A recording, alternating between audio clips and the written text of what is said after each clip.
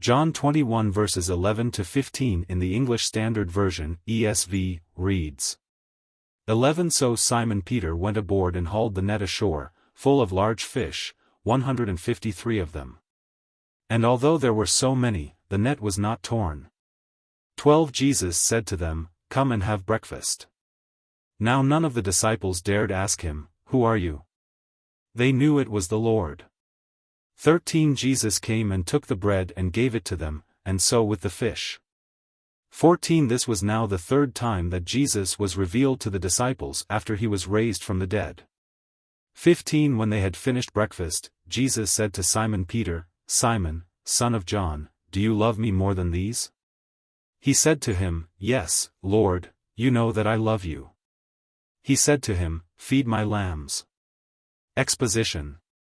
This passage from John 21 verses 11 to 15 occurs after Jesus' resurrection, when he appeared to his disciples by the Sea of Tiberias. The disciples had been fishing all night without success. Following Jesus' instruction to cast their net on the right side of the boat, they caught a miraculous number of fish, which is noted to be 153 large ones. The exact significance of the number 153 has been the subject of much speculation, but the Gospel does not provide an explanation. Importantly, despite the large number of fish, the net was not torn, which can be seen as a symbol of the unity and inclusiveness of the Church, able to hold an abundance without breaking. When the disciples came ashore, Jesus invited them to breakfast, offering them bread and fish. This echoes the earlier miracle of the feeding of the 5,000, reinforcing the idea of Jesus as the provider and sustainer. It's also a moment of fellowship and communion with the risen Christ. The disciples recognized Jesus, affirming his identity as the Lord without verbally expressing it, which shows their growing faith and understanding. After the meal, Jesus turned to Peter, asking him 3 times if he loves him, which mirrors Peter's 3 denials before Jesus was crucified.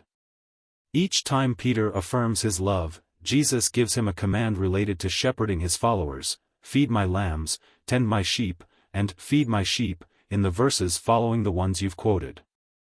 This is significant because Jesus is reinstating Peter and giving him a role of leadership within the early Christian community. This dialogue is not just about forgiveness and restoration, but also about the responsibility Peter is to take on. It is about moving from being a follower to being a leader, from being a disciple to being a shepherd. The passage emphasizes Jesus' mercy and the re-establishment of Peter despite his earlier failures. It also shows Jesus' concern for his followers, entrusting them to Peter's pastoral care. This is a critical moment where Jesus is passing on the mission to Peter and, by extension, to all future leaders within the Church. It is a call to love and service, underpinned by the foundational commandment to love one another as he has loved us.